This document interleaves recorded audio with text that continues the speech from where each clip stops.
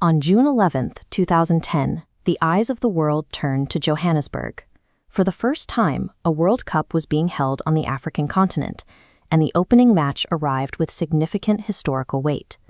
By the afternoon, 80,000 yellow-clad supporters claimed the concrete bowl, replacing the gray of the empty arena with a vibrating sea of national colors.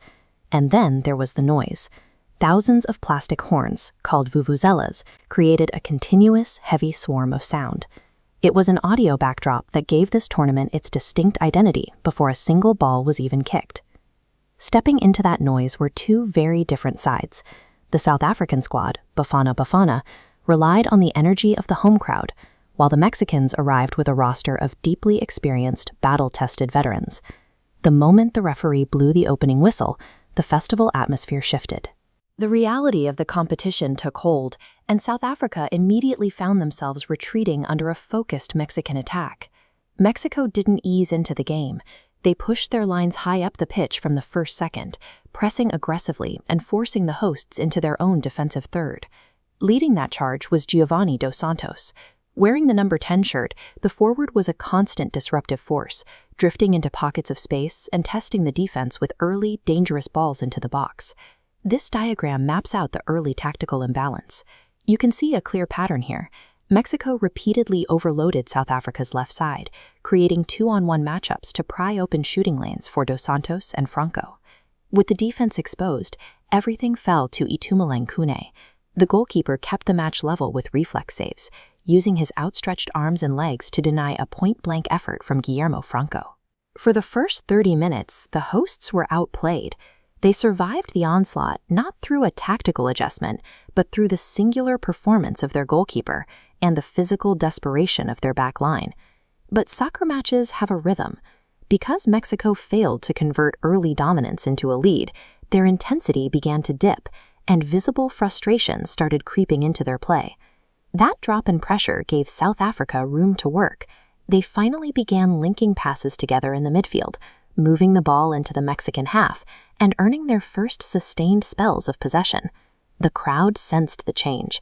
As the home team gained ground, the roar of the vuvuzelas pitched upward, acting as a real-time barometer for the growing belief inside the stadium. Suddenly, it was the Mexican defense under strain. South Africa earned a series of consecutive corner kicks, forcing goalkeeper Oscar Perez to scramble and palm the ball away as the hosts finally applied pressure of their own. By weathering the early storm, South Africa had successfully disrupted Mexico's disciplined plan. They dragged their opponents into an emotional, high-speed contest where raw momentum could dictate the result. That momentum crystallized in the 55th minute. This visualization shows a South African counterattack, catching the Mexican defense entirely out of position. A through ball slides down the left flank, right into the path of Sifiwe Tshabalala, who hits top speed and accelerates past his marker.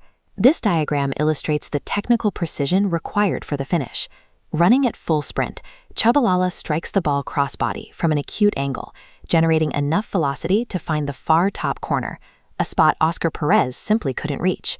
The whole nation was on its feet. On his 50th international appearance, Tshabalala had scored the opening goal of the tournament, providing the dream moment the host country had been waiting for.